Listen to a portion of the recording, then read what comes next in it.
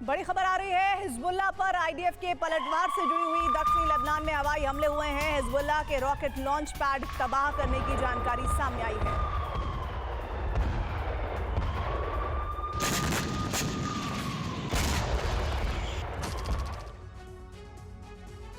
Houthi के बारूद ने लाल सागर का रास्ता बंद कर दिया। लाल सागर पर कब्जा करने के लिए तैयार बैठे हूती के भीषण हमलों से लाल सागर में ग्लोबल सप्लाई चेन भी टूट गई। इसका सबसे बड़ा खमियाजा इजराइल को उठाना पड़ रहा है, क्योंकि इजराइल जाने वाले जहाजों पर हूती के हमले बढ़ गए हैं। समुद्री जहाजों की सुरक्षा के लिए अमेरिका ने समंदर में पहरा बढ़ा दिया है, लेकिन हूती समुद्री सर्वनाश पर आमादा है और इसकी वजह से ब्लू जोन में बड़े युद्ध की आहट दिखने लगी है।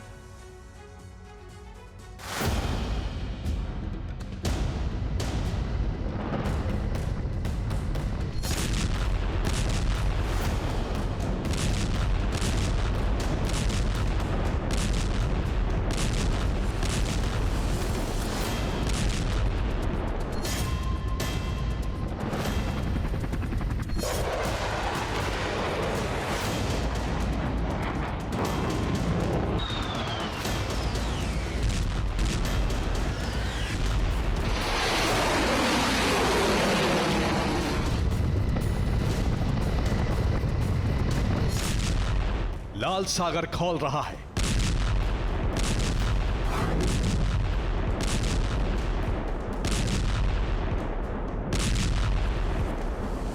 लाल सागर में हूती के हमले जारी हैं।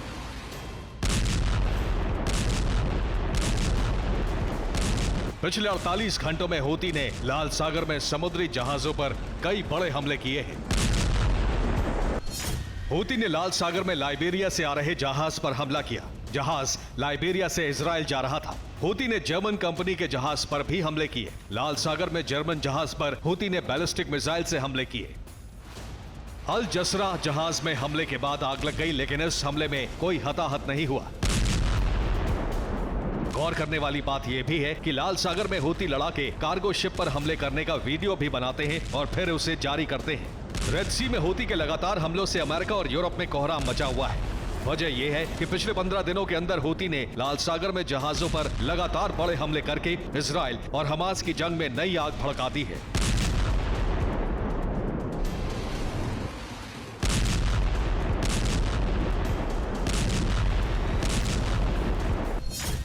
चौदह दिसंबर जर्मन जहाज पर हमला, 4 दिसंबर बहामास के जहाज पर हमला, 26 नवंबर इजरायली शिप सेंट्रल पार्क को अगवा किया, 25 नवंबर इजरायली शिप पर ड्रोन से हमला किया। अगर अमेरिकी वॉरशिप उसे नाकाम नहीं करता तो अब तक लाल सागर में विध्वंस का बवंडर मच गया होता। हूती ने समंदर में हमले तेज करके अपने इरादे जाहिर कर दिए हैं। लाल सागर में बढ़ते हूती के हमलों से ब्लू जोन में बड़ा बवंडर शुरू हो गया।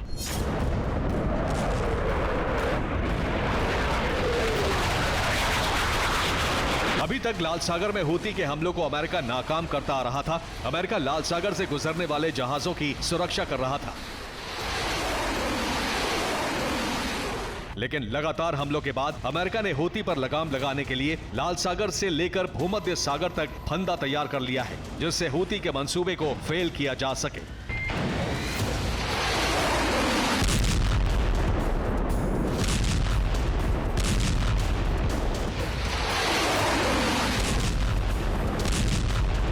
अमेरिका ने ब्लू जोन में जहाजों पर हूती के हमलों के बाद होने वाले बड़े आर्थिक नुकसान से बचने के लिए जो तैयारी की है, उसके अनुसार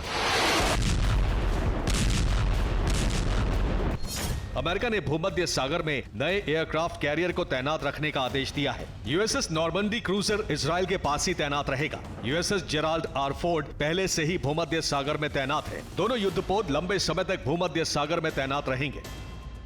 पेंटागन ने 7 अक्टूबर के हमलों के बाद भूमध्य सागर और फारस की खाड़ी में अपनी सैन्य उपस्थिति बढ़ा दी थी। इसके बाद से ही ईरान के प्रॉक्सी गुट अमेरिकी सैन्य ठिकानों को निशाना बना रहे हैं।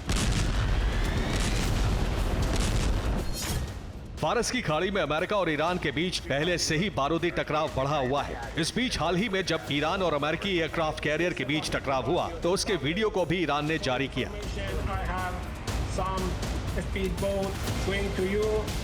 Advise you to keep your helicopter away from my vessel. Over. This is Disclosure Warship 5-8. Understand all. America और ईरान के टकराव से समंदर में महाविध्वंस की आग सुलग उठी है। वहीं हूती के बढ़ते हमलों के डर से ही लाल सागर में जहाजों की आवाजाही रोक दी गई।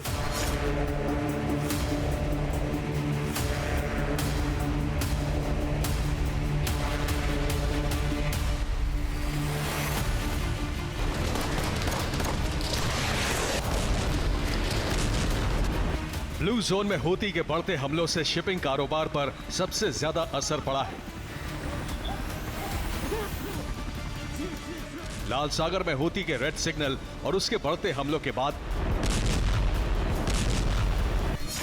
शिपिंग कंपनियों ने रेड सी रूट से इजराइल का कारोबार रोक दिया है। मर्स्क और हपाग लॉयड शिपिंग कंपनी ने रेड सी रूट से शिपिंग रोक दी है। जहाजों को अब पूरे अफ्रीका का चक्कर लगाकर आना पड़ रहा है। इससे जहाजों के परिवहन का समय बढ़ गया है। ट्रांसपोर्ट की लागत भी बढ़ गई है। कंपनियों को इजराइल जाने वाले जहाजों के लिए बीमा की लागत भी बढ़ानी पड़ी है। कुल मिलाकर पहले से ही दबाव में चल रही इजरायली अर्थव्यवस्था पर काफी बोझ बढ़ गया है। उधर अफ्रीका की ओर से आने वाले जहाजों पर भी हमले का डर है, क्योंकि अफ्रीका वाले रूट से गुजरने वाले जहाजों को सोमालिया के लुटेरों का भी सामना करना पड़ सकता है। खास बात यह है कि कंबाइंड टास्क फोर्स की मौजूदगी उस इलाके में काफी कम है। ऐसे में रेड सी रूट को कारोबार के लिए काफी इस्तेमाल किया जाता है। लेकिन हूती ने धमकी दी है कि अगर इजरायली पोर्ट की तरफ कोई भी जहाज जाएगा तो हूती उन्हें निशाना बनाएगा। हूती के हमलों की आग अब लाल सागर से दूसरे समंदरों में भी फैल रही है। वहीं फारस की खाड़ी से लेकर भूमध्य सागर तक हूती के खिलाफ किसी बड़े ऑपरेशन से अमेरिका भी फिलहाल बच रहा है। हूती के हमलों के बाद से लाल सागर से जहाज गुजरने बंद हो गए हैं। अरब और यूरोपीय देशों के पोर्ट पर माल से लदे जहाज खड़े हैं। जानकारों का मानना है कि सबसे ज्यादा नुकसान अरब देशों को ही होगा, क्योंकि ऑयल टैंकर इसी रूट से होकर जाते हैं। लाल सागर में हूती कब्जा करना चाहता है। अगर ऐसा हुआ तो वो दुनिया को बड़े आर्थिक संकट में डाल सकता है। यही वजह है लाल सागर में टास्क फोर्स की मदद के लिए कई देशों ने अपने जहाज भेजे हैं।